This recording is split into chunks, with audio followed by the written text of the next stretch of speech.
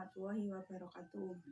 Perkenalkan, nama saya Indah Nurdianti dari kelas 7H NPM 171203002. Di sini saya akan menjelaskan sedikit tentang materi blockchain. Blockchain merupakan sistem yang mengatur atau mengelola data transaksi mata uang digital. Uang digital biasa disebut dengan cryptocurrency. Uang digital bukan ditransaksi secara digital. Uang digital diperkenalkan pada tahun 2008 dengan Bitcoin. Bitcoin jumlahnya terbatas diciptakan, kurang lebih 21 juta keping saja. Bitcoin diciptakan untuk keperluan transaksi lintas negara. Harga Bitcoin itu sempat naik drastis 10 tahun yang lalu. Sehingga dengan berjalannya waktu, Bitcoin terus melonjak dari beberapa rupiah jadi beberapa ratus rupiah. Dan sampai beberapa ribu rupiah, sampai tembus jutaan rupiah. Pada tanggal 16 Desember 2017, satu Bitcoin itu setara dengan 160 juta rupiah. Cryptocurrency itu hadir dan memberikan solusi untuk melakukan transaksi ekonomi secara independen yang tidak bisa dikendalikan oleh siapapun, tapi punya jaringan yang bisa mendokumentasi transaksi secara otomatis tanpa ada institusi lokal. Bitcoin merupakan salah satu cryptocurrency yang pertama kali yang sukses dibikin. Cara transaksi menggunakan Bitcoin yaitu mempunyai jaringan yang tidak boleh terpusat di satu server, tidak boleh dikelola satu perusahaan, tidak boleh dikendalikan. Kenapa Bitcoin tidak boleh dikendalikan? Karena jika Bitcoin dikendalikan oleh satu pihak, ujung-ujungnya seperti mata uang digital saat ini yang dikendalikan oleh bank sentral.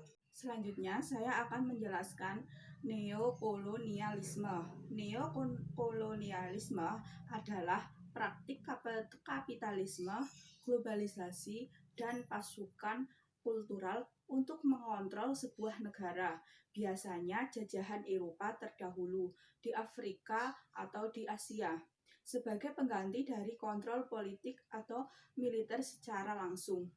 Kontrol tersebut bisa berupa ekonomi, budaya, atau linguistik dengan mempromosikan budaya, bahasa, atau media di daerah jajahan mereka.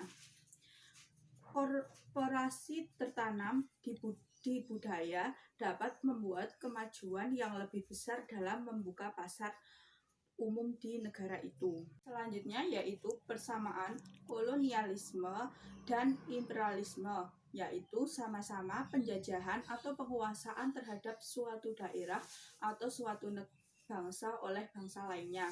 Perbedaannya, kolonialisme yaitu menguras sumber-sumber kekayaan daerah koloni demi memenuhi kekayaan negara yang melaksanakan politik kolonial tersebut. Kemudian imperialisme yaitu melakukan penjajahan dengan cara membentuk pemerintahan jajahan dan dengan menanamkan pengaruh pada semua bidang kehidupan di daerah jajahannya. Akibat dari imperialisme yaitu berkembang penanaman modal di daerah penjajahan oleh kaum swasta. Kemudian perdagangan dunia semakin meluas.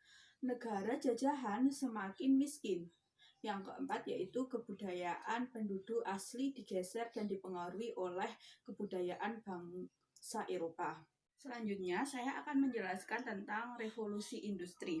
Revolusi industri terjadi pertama kali di Inggris.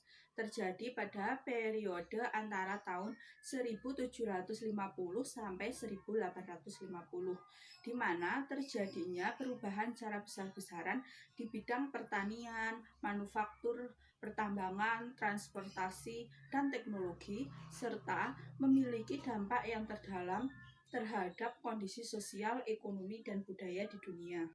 Selanjutnya yaitu revolusi industri. Revolusi industri ini menyebabkan terjadinya perkembangan besar-besaran yang terjadi pada semua aspek kehidupan manusia. Revolusi industri adalah masa di mana pekerja manusia di berbagai bidang mulai digantungkan oleh mesin. Revolusi industri ini dimulai dari Britania Raya dan kemudian menyebar ke seluruh Eropa Barat, Amerika Utara, Jepang, dan menyebar di seluruh dunia. Faktor kunci yang turun mendukung terjadinya revolusi industri yaitu 1. Masa perdamaian dan stabilitas yang diikuti dengan penyatuan Inggris dan Skotlandia. Yang kedua yaitu tidak ada hambatan dalam perdagangan antara Inggris dan Skotlandia. Yang ketiga yaitu aturan hukum, yaitu menghormati kesucian kontrak. Yang keempat, sistem hukum yang sederhana yang memungkinkan pembentukan saham gabungan perusahaan. Yang kelima yaitu adanya pasar bebas atau kapitalisme. Selanjutnya saya juga akan menjelaskan tentang ideologi dan paham negara ideologi. Ada 10 ideologi di dunia ini. Yang pertama yaitu kapitalisme. Kapitalisme merupakan suatu sistem di mana perdagangan industri dan alat-alat produksi dikendalikan oleh pemilik swasta dengan tujuan memperoleh keuntungan. Negara yang menganut kapitalisme yaitu Amerika Serikat, Inggris, Jerman, Belanda, Prancis, Italia, Jepang, dan Cina. Yang kedua yaitu liberalisme. Liberalisme merupakan ideologi yang menganggap bahwa kebebasan dan persamaan hak adalah nilai positif yang utama. Kebebasan berpikir dan menolak pembatasan terutama dari agama maupun pemerintah. Negara yang menganut ideologi liberalisme yaitu Argentina, Brasil, Albania, Austria, India, Jepang, dan Selandia Baru. Kemudian yang ketiga yaitu komunisme. Komunisme yaitu sebagai penghalang kapitalisme yang sistem perdagangannya atau alat produksi yang dimiliki oleh swasta untuk memperoleh keuntungan yang besar. Kebalikan dengan paham komunis. Paham komunis, alat yang produksi yang dimiliki yaitu bekerja sama yang bertujuan untuk tercapainya masyarakat yang makmur, masyarakat tanpa kelas dan semuanya berperorangan.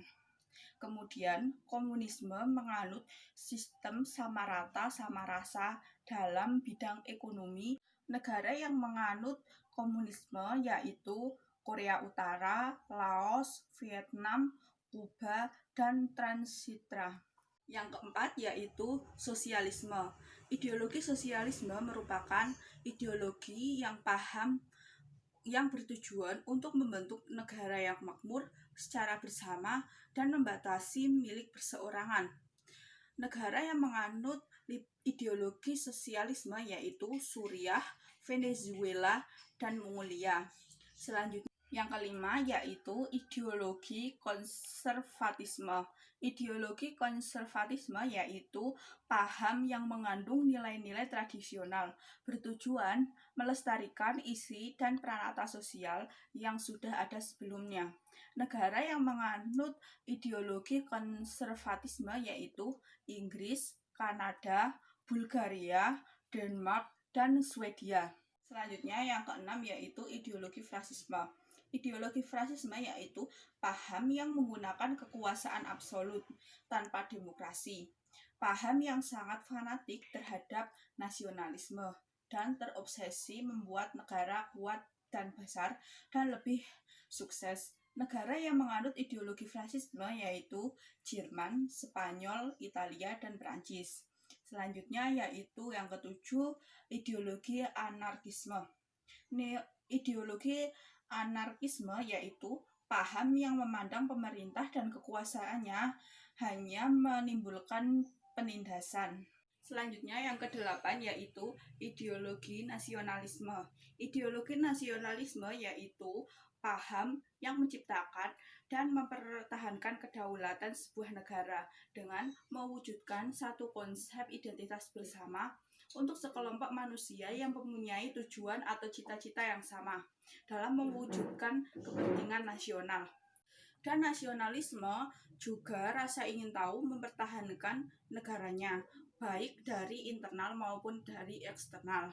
Selanjutnya yang ke-9 yaitu ideologi stalinisme, yaitu ideologi yang mengetahui tentang kebijakan tentang bagaimana membangun sosialisme dan membangun masyarakat komunis. Dipahami dan dilaksanakan pada tahun 1929 sampai 1953. Negara yang menganut ideologi stalinisme yaitu Uni Soviet. Selanjutnya yang terakhir yaitu ideologi Pancasila.